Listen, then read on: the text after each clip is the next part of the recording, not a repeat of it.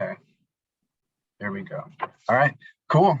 All right, thanks everybody, and welcome to our April episode of Mobilizing Ideas, where we talk to scholars who are doing the work, and we want to get to know a little bit more about them and the work that they're doing.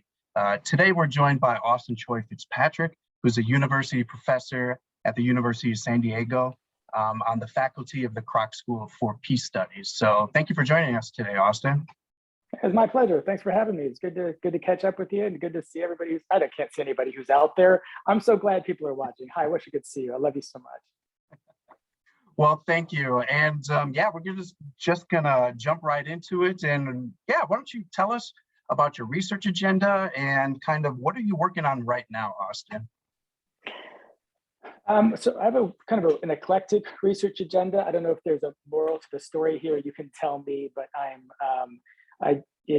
we are speaking right now in 22. I did finish my PhD in 13, so I've been out for about 9 years.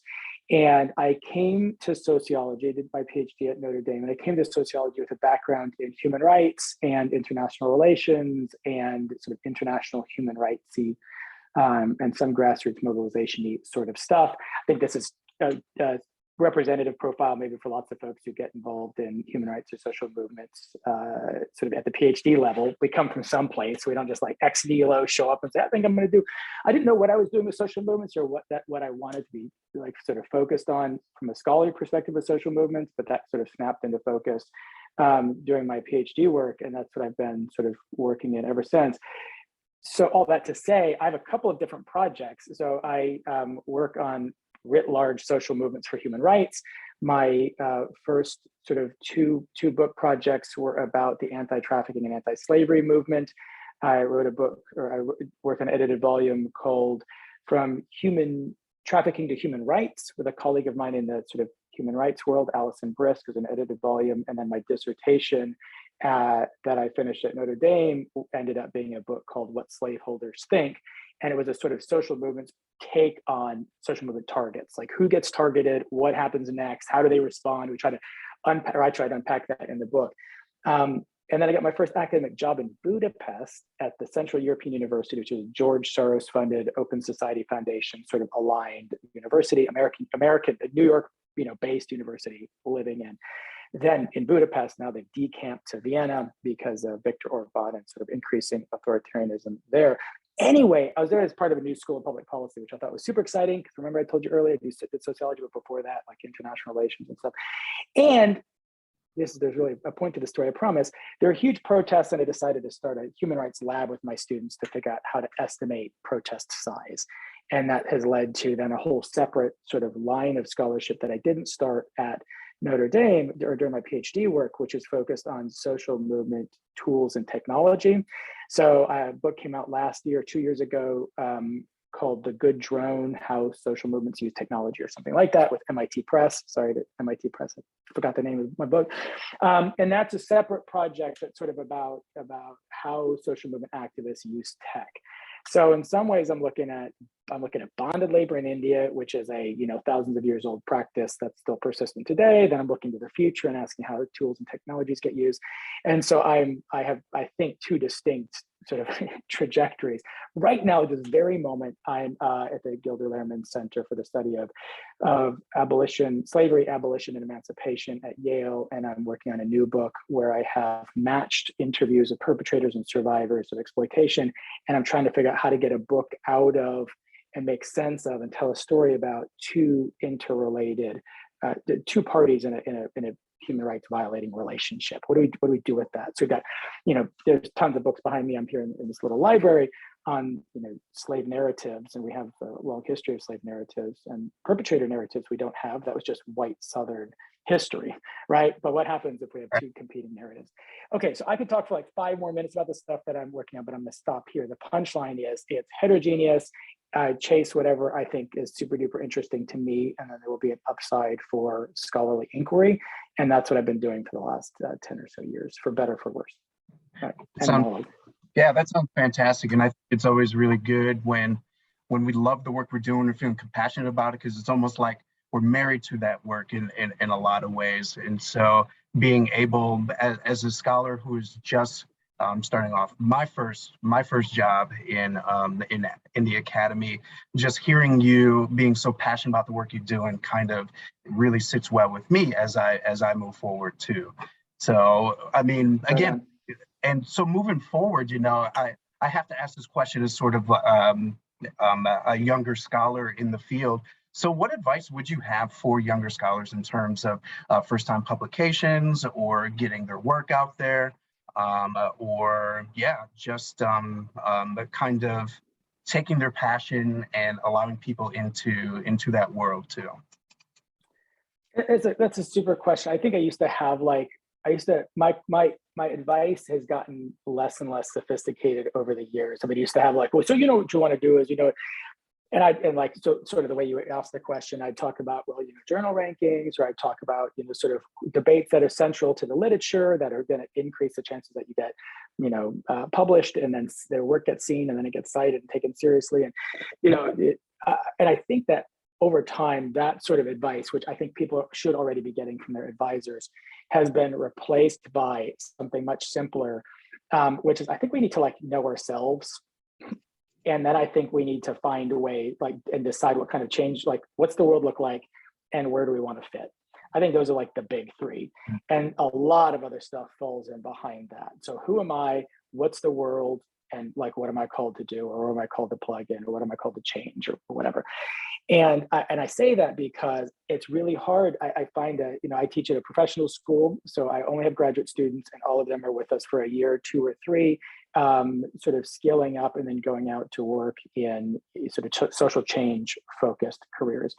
And it's really hard for me to tell somebody, well, you know how you make change. You really make change by you get inside an institution and you transform the institution from within.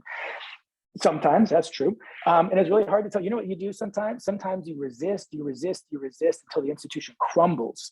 And then we build stuff out of the rubble. And so pack seeds in your pocket. So when we're there with the rubble, we can actually plant the next wave of what's real.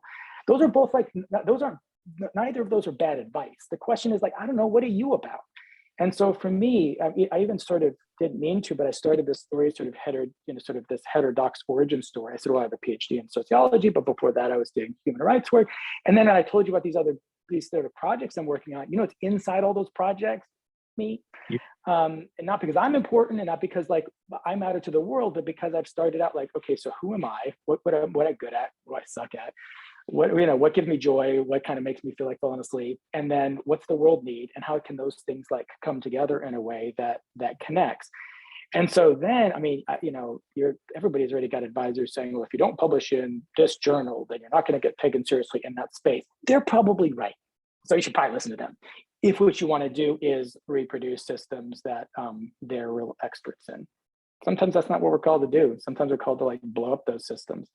And if that's you, then the question is who am I? What's the world look like and where do I fit? So that's super duper abstract and then there's no recipe. It's I don't know, what do you bring? And that's what the world needs more of. People asking, what do I bring? As opposed to let me tell you which 3 ingredients to pull out of the cabinet.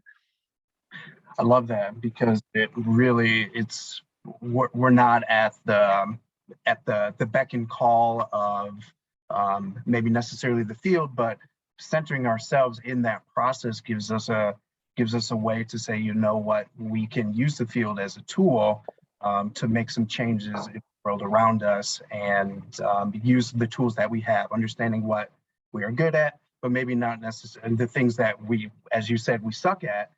That provides us a way forward to contribute in our own ways. So thank you for sharing that. I really appreciate that. And my last question that I have for you is your role at the University of San Diego, I think, is very unique. And particularly because as a sociology graduate student right now, one of the things that has gotten kind of in my head is that the only thing that we can be is a sociologist working in a sociology department.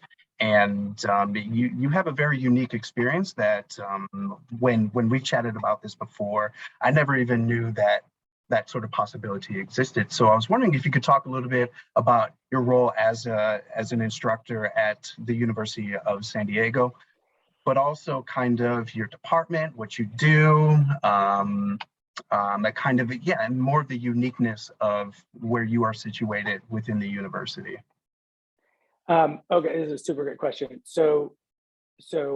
My first job, the way I described this earlier, my first job was at a school of public policy, and now I'm a tenured professor at a school of peace studies. And for the last 5 years, 4 or 5 years, I was an associate professor of political sociology and human rights at the University of Nottingham in the UK. I had a concurrent affiliation with the University in the UK, where I was at a school of sociology and social policy. So I've worked consistently in places that are sort of at the intersection of multiple disciplines, are sort of advocates of, let's say, sort of multiple epistemologies, but like one core commitment, which is normative and social change oriented. I applied when I went on the market to lots of sociology programs, trained as a sociologist, and the places that where I got hits and where like I got flyouts and I got interviewed and I got taken seriously were all places that were doing something other than straight down the line sociology. Now, so if we can, what did I have this, all this stuff all ties together. I didn't mean for it to, but like, know thyself thing is real. If for me personally, if I was in a straight down the line sociology department, I think I'd consistently be disappointing my colleagues because I'm doing things that are at the intersection of multiple disciplines, or, I did the slaveholders book, and then I did something completely different on technology. So I'm not a predictable colleague. Like, we hired you to do the thing, and I'm not doing that one thing. I'm doing multiple things. So I feel like I didn't know this when I set out, but I've ended up in places that valued the fact that I'm weird and didn't see that as a liability, but thought, well, okay. And then saw that as maybe I hope as an asset. I don't know. Hi, Deans, if you're watching, hopefully see that as an asset. And that's a different way to do things. And that's not your way to do things or somebody else's viewer's way to do things. It's just the way that this has really worked for me. So for me, I find that I flourish in areas where I can do kind of what I want and pursue the scholarship that I want. Okay, full stop. But let me say one more quick thing on that. I have consistently through this whole time made sure that I've done scholarship that is recognizable to my fellow sociologists. So what I haven't done is sort of like chased ideas where let them take me, chase them wherever they take me. I don't know how to finish that. I mean, I've found ideas all over, and it's taken me all over. But at the end of the day, I'm trying always to bring those lessons back and translate them into a sort of framework that I think other sociologists will recognize. So what I haven't done, and so stop your ears, my peace studies colleagues, I haven't become a peace studies scholar. I'm a sociologist working at a school of peace studies. Neither was I when I was at a school of public policy, a public policy person. I was a sociologist working in a public policy school. And I'm able to keep that sort of center or identity or disciplinary training or however epistemology or however you want to think about this. Why? Back to my know thyself thing, right? It's top of our conversation. And I think that I took seriously that training as a sociologist. And the question is, okay, so what does this training allow me to do that adds value and creates benefits for my students and for my colleagues and the school that I work in, but is also contributing to larger conversations that are happening within sociology. So I think that's a two different sort of answers right there. One is I love the heterogeneity, but then I've also tried to keep focused on making contributions that are recognizable to my home discipline. I think that's the answer. That's great, because I like what you said is that you're grounded in the discipline, you're grounded in sociology that informs your epistemology, it informs how you know and how you view the world. But then that's because of that, you're able to apply it to peace studies, you're able to apply it to other disciplines as well, and able to create sort of this richer conversation about the issues that are affecting the world. So yeah, I thank you for that answer. That was very insightful. Cool. Yeah. So thank you very much. Great to see you. Good to see you. You're looking good. And let's do this in real life next time. We should do this. We can sit side by side, 2 cameras. I love that. That would be awesome. Maybe a fern in the middle. That would be. That's right. That's right. Just a fern. No, 2 ferns would be just 1. I don't know. Anyway. Yeah. A number of firms, yes. Well, I love it. I love it. thank you for watching this this first inaugural episode. And yeah, we'll take it from there, and we'll see you next month.